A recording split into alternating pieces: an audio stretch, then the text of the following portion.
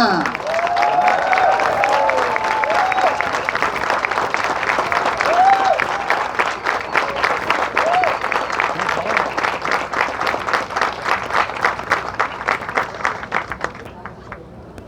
Bom dia a todas as pessoas aqui presentes. Quero manifestar minha alegria, minha honra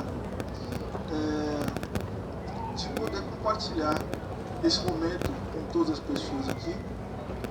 Quero cumprimentar e saudar a cada um e a cada uma que aqui veio para que nós pudéssemos participar desse ato tão importante, não só para as famílias, para as pessoas que foram diretamente atingidas pela ditadura militar, pelo golpe militar, mas também para as pessoas que entenderam o valor da solidariedade, o valor que é justamente lembrar deste momento da história que repercute de maneira tão avassaladora sobre o conjunto das nossas vidas. Então, eu estendo meu abraço a todas as pessoas aqui presentes e quero cumprimentar a todos os lutadores, a todas as lutadoras pelos direitos humanos, na pessoa do Eugênio Gonzaga, que ela está. Fico um abraço, querido Luiz Nassif, também, querido amigo. Senhoras e senhores, eu gosto sempre de quando um evento como esse acontece, eu gosto de lembrar muito das palavras de um filósofo alemão chamado Walter Benjamin, vocês todos aqui conhecem.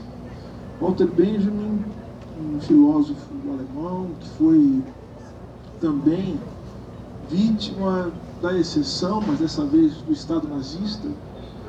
E é bom que a gente se lembre muito bem que as tragédias do colonialismo, o nazismo, o fascismo, de uma maneira geral, e as ditaduras militares que se instalaram na América Latina são resultado de um processo que se pode fazer uma linha de continuidade.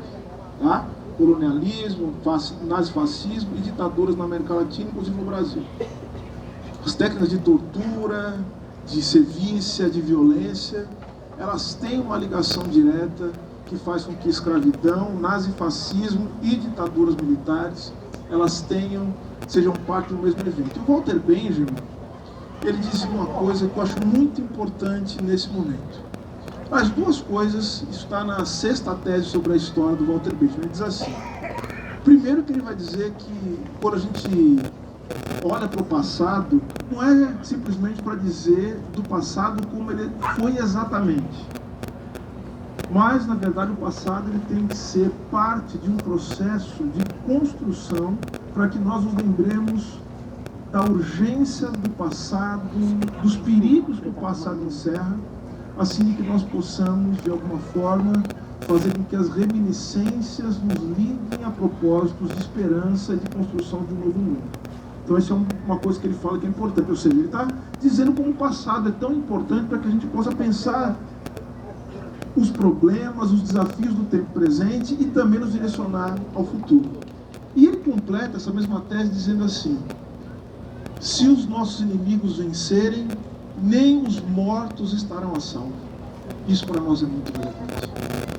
A nossa luta, portanto, por memória, verdade, justiça, lembrar das pessoas que foram mortas, que desapareceram, ou que tiveram a sua vida devastada pela ditadura, não é simplesmente algo que importa, e importa muito. Nós estamos aqui para abraçar cada uma das pessoas que perdeu os seus entes queridos, que viu seus amigos serem mortos ou que viram desaparecer, que nosso abraço se estenda a cada um e a cada uma dessas pessoas, como se estivesse abraçando cada uma delas.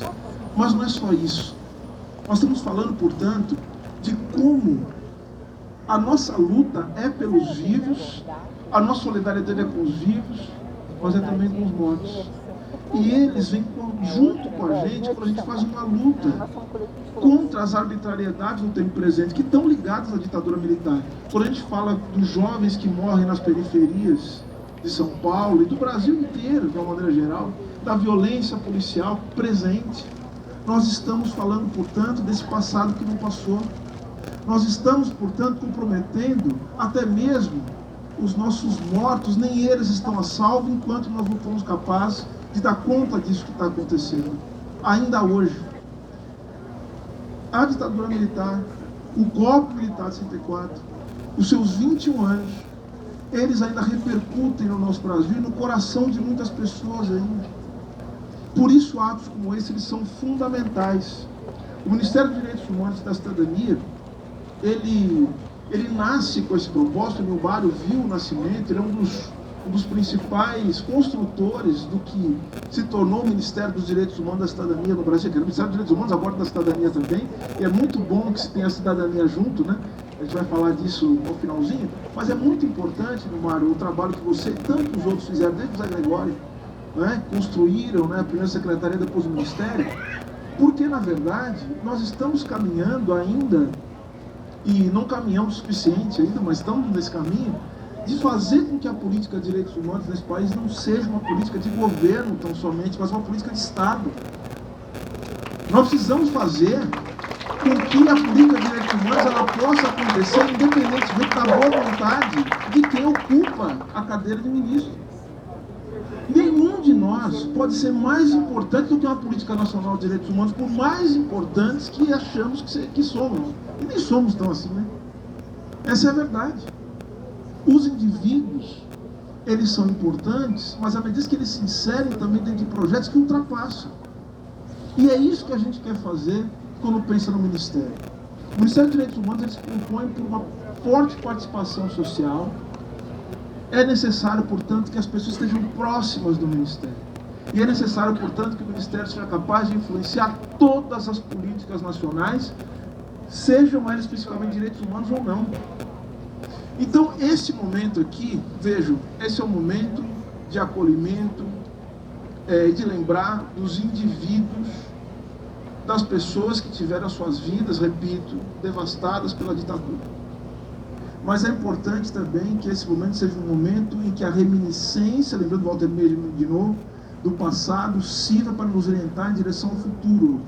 Nós estamos fazendo hoje esse ato de memória para que nós possamos construir um futuro em que essa violência não ocorra de novo. E para que essa violência não repercuta como tem repercutido na vida de cada um de nós. E nós vimos isso nos atos que aconteceram agora no dia 8 de janeiro. Nós vimos nos 4 anos que nos antecederam a esse, ou seja, eles são resultado direto de um país que não consegue lidar com seus traumas.